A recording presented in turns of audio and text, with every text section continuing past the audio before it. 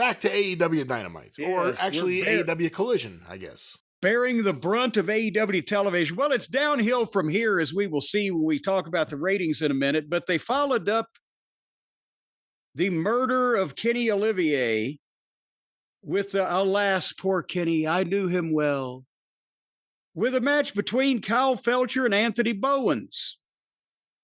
I didn't choose to watch that match. And then, did you enjoy seeing poor Carlos Cabrera? I haven't seen him in 30 years, but it looks like they caught him ready to go on a shopping trip to Costco and said, hey, you got to get in the ring. He delivered his lines too so slowly, you thought he was being held hostage. I know, it was like are we trying to read between the lines here? It was. How do I say as much as I can without stopping WWE from hiring me?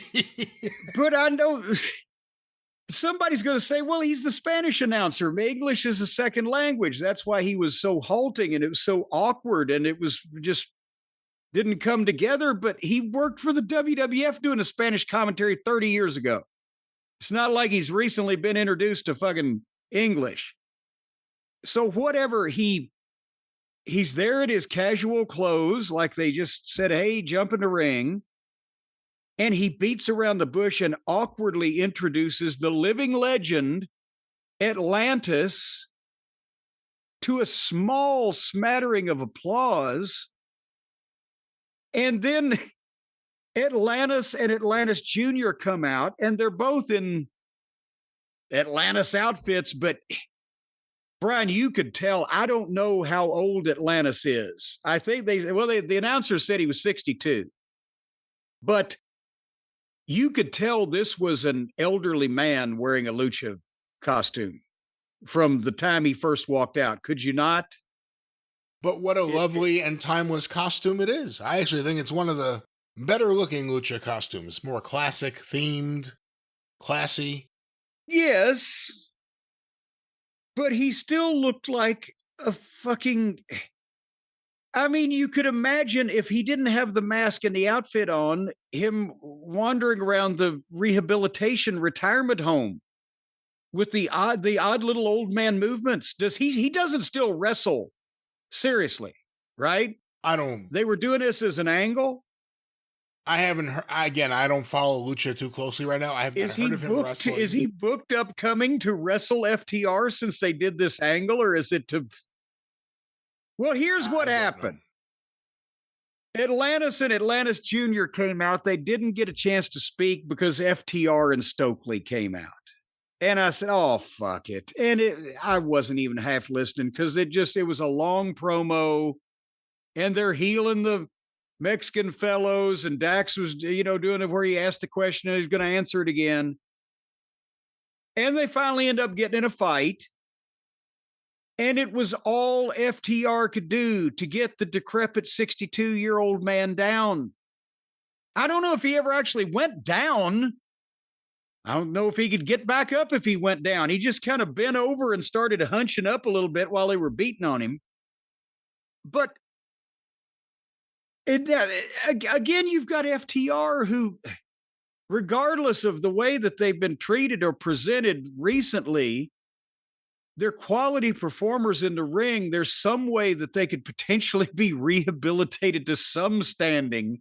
And it's not even fighting luchadors that are the complete antithesis of their in-ring style and what makes them special. But it's goddamn ancient, antique luchadors that were, what was... A living legend. Carlos Cabrera said, a living legend. You're bringing back a legend. For the record, he was born September 62. And okay, then I am more right now, Brian. I'm more spry. I could throw a better punch and I could run faster than Atlantis Senior, who is 1 year my junior. This is good. Are we setting up a match? I ain't gonna work with him because I'd have to do all the work. So they start getting the man down, and Adam Cole runs in to make a save.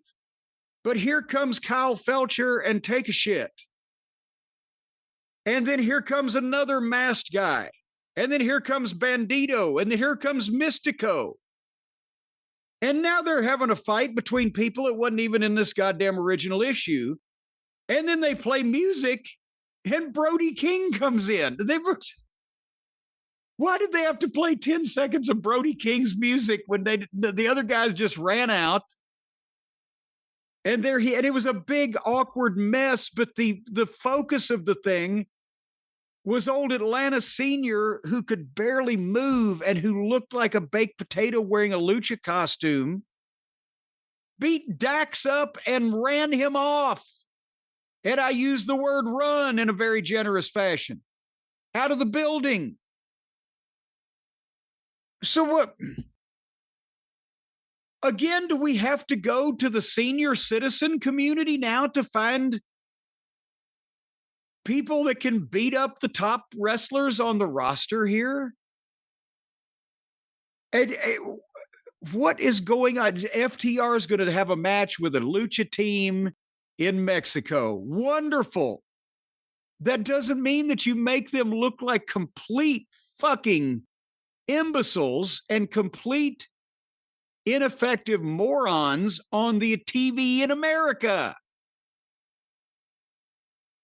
If you can't find somebody, if there is nobody in Lucha Libre today that can get over as a star and be impressive, etc., you just don't book the fucking match.